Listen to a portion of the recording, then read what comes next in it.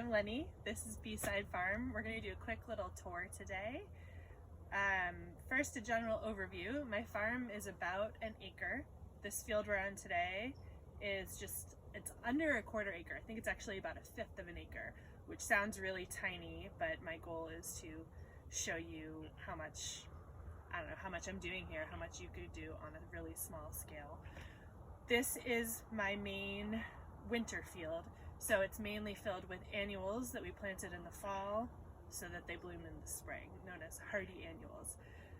So this is the first of my 3 tunnels. These are all Farmer's Friend tunnels. They are 14 feet wide by 100 feet long.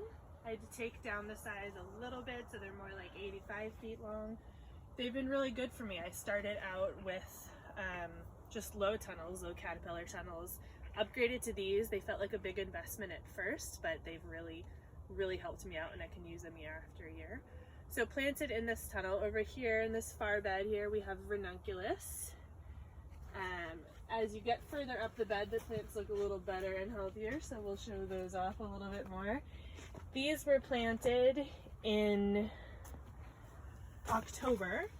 I used to just pre-sprout my ranunculus until it had just grown a small sprout and small roots, and then planted the corms in the ground. This year we actually tried growing them out as transplants, so we potted the corms up into 50 cell trays, so big chunky cell trays, until they formed little transplants, and then planted them like that.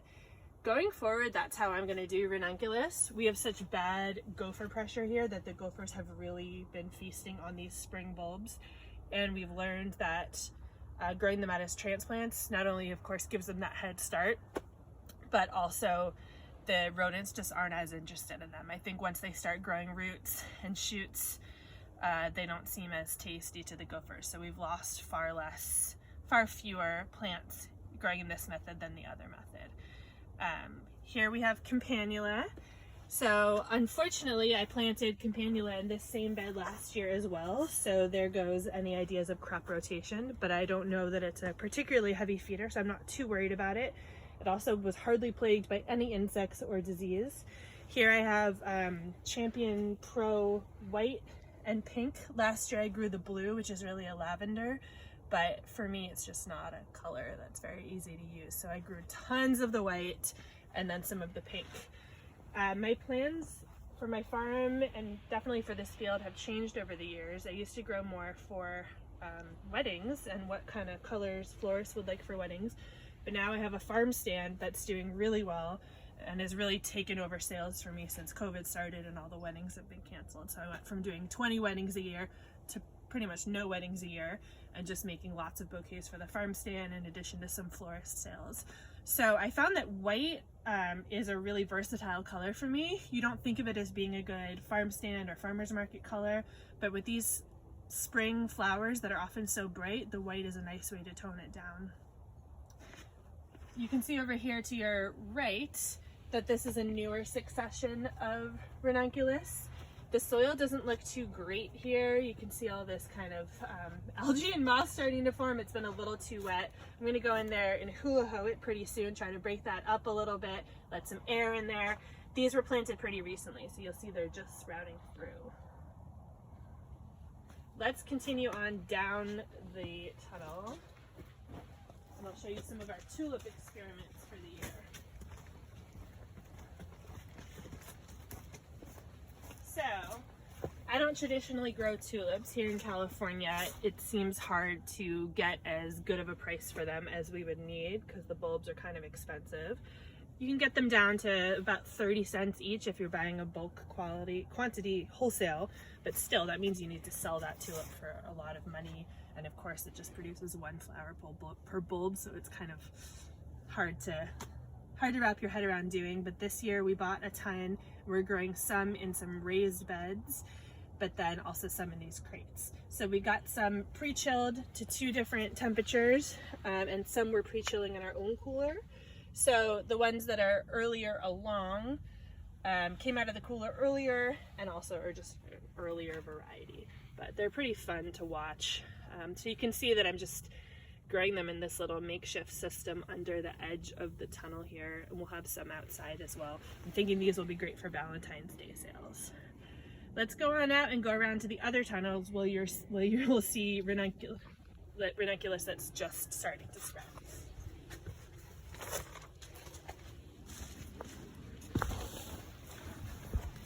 Full disclosure here, these are some potted roses that need to get pruned and dealt with, but I'm planting them in the ground soon, so they're staying there.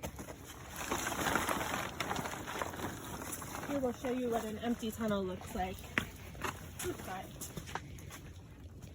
These two beds both have ranunculus planted in them, and anemones as well, and some butterfly ranunculus.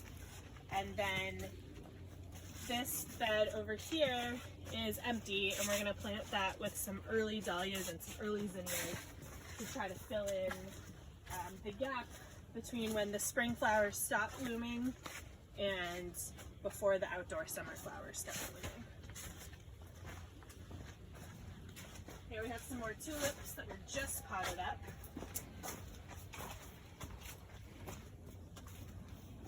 Maybe my cameraman will avoid some of this mess on the ground here and hand towards the sky. Rather than going inside this tunnel, because there's not much to see, it looks pretty similar to the other, I'll show you these ranunculus that are popping up from these crates. So last year I got so sick of the gophers that I started growing ranunculus straight in these crates with the soil mix. And we left them in the crates over winter. We left them piled in the corner of the field, brought them out, and now they're sprouting and looking great. I am a little concerned they're a little dense, so I think I planted them a little bit dense to begin with. I'm always just really eager to fit in everything I can on such a small scale. So I think I planted too many per crate, and now of course the corms have expanded over the year. So we're gonna go in and actually just place an empty crate with soil mix next to the really crowded ones and transplant out some of the really crowded ones to leave about, I don't know, either 9 or 12 per crate. That'll give them a little bit more room. I find that when they're too crowded, the stems are just a little spindly. We also need to scratch in some fertilizer here, just to feed them a bit. They've been sitting in the same soil for a year. We'll continue down here and go back out to the outside garden, but just kind of cool to see that I have this space between the hoop houses, which I'm really putting to use with these crates. I did a similar system with dahlias last year, and it was nice to not only have some early dahlias, but to know that they would be protected from winter critters. We've got beautiful sandy soil, but the critters love it just as much as we do.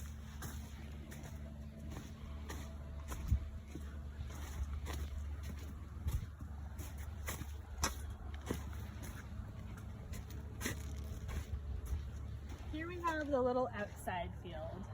So let me tell you a bit about this, and then we'll look around it a bit. So we first got into this field last year in general. My house is right over there, and we started leasing this field as an additional way to fit in some cooler crops. Until this year I had 3 fields. I had this one, my main field in Sebastopol where my old farm stand was, and where all my perennials were planted. I leased that field for 5 years. And then my peony field in, about 20 minutes away in Katati, which is just a half acre of peonies.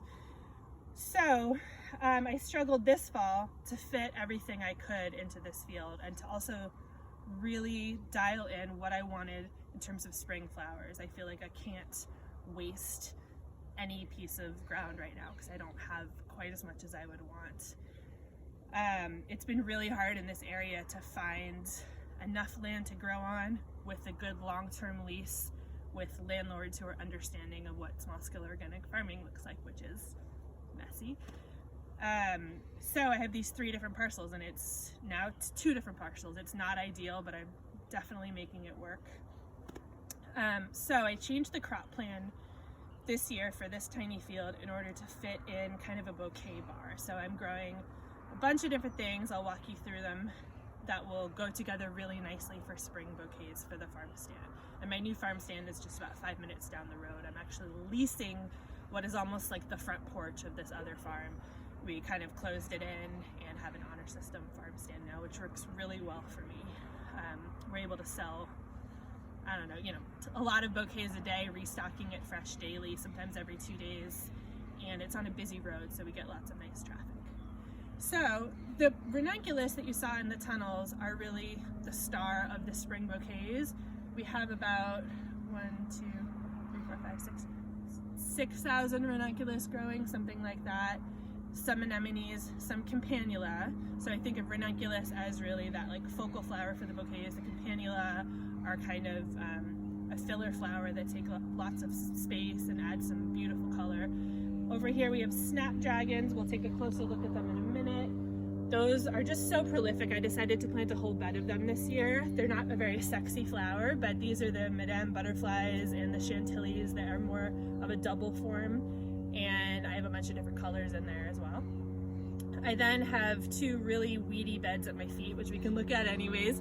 These have just been left open during the winter rains. This is sweet peas over here, so we're just doing a double row. These are actually sweet peas from Owl's Acre, and I'll put a trellis on these and they'll be blooming in April and May, maybe even March.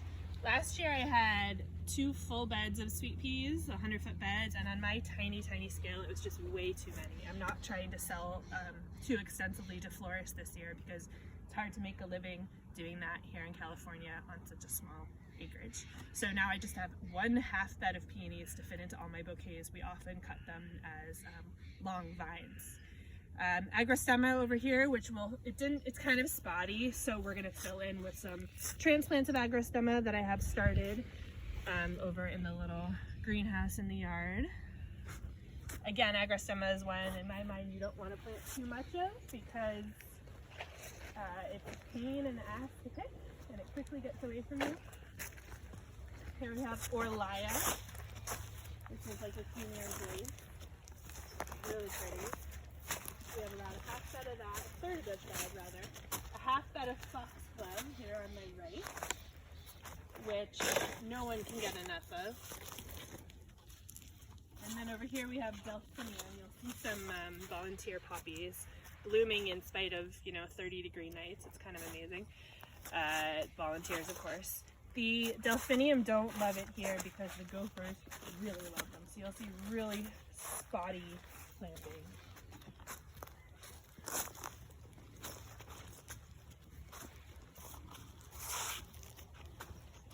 We're gonna go check out these 2 last beds here. Gophers really work their magic. So here we have the snapdragons. They've grown really quickly. It's been a mild winter so far, and additionally, we're in zone 9B, but here this field, it feels almost half a zone warmer than my other fields. We have gotten some frost, some icy mornings, but not too many, and these flowers haven't really been affected yet. We did just go in and pinch these snapdragons. I'm about halfway down, and we'll put netting up soon.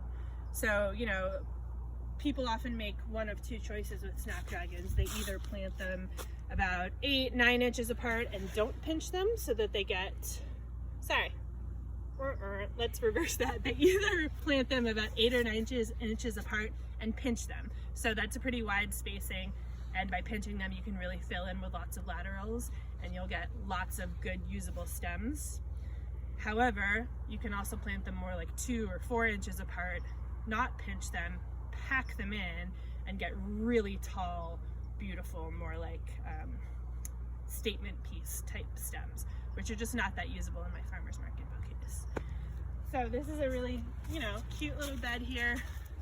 On this side, not much to look at right now, but I actually have a lot of, a bunch of different types of clematis. So down here in the middle, we have some vining clematis of a bunch of different types. And then I have some non-vining clematis planted up the side as well. And then over here, we have the roses, which we are in the process of pruning this morning. My cameraman actually is pruning them today.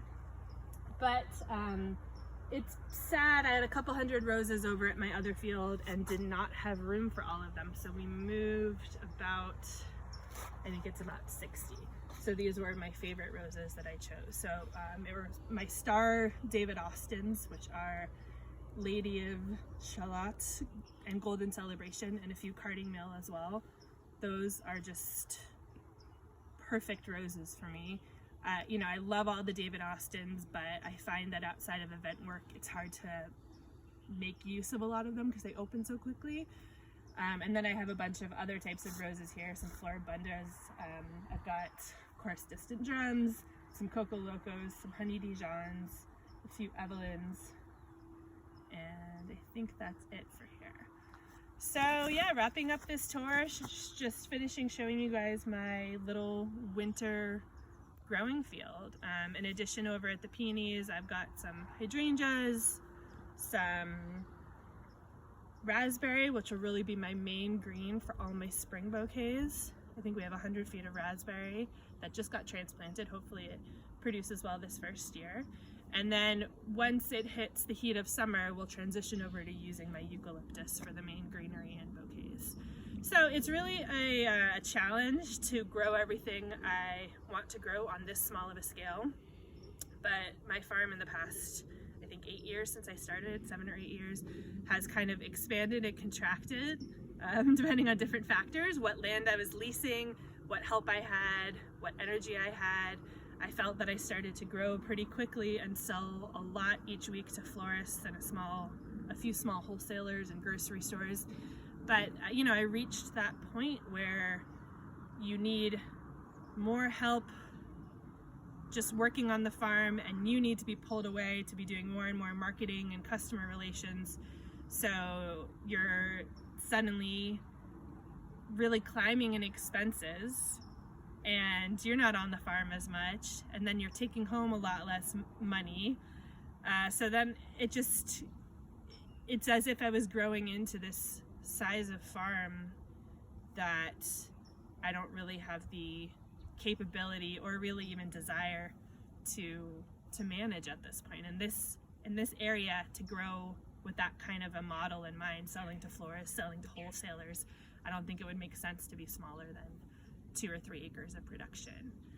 You're just not moving enough flowers with those slim margins to make a decent living. So I've, you know, shrunken back down, focus on weddings, focus on a retail price point, which I can get at my farm stand, as well as flower deliveries to San Francisco and Oakland and all that. So I'm finding the exact size that makes sense for my model.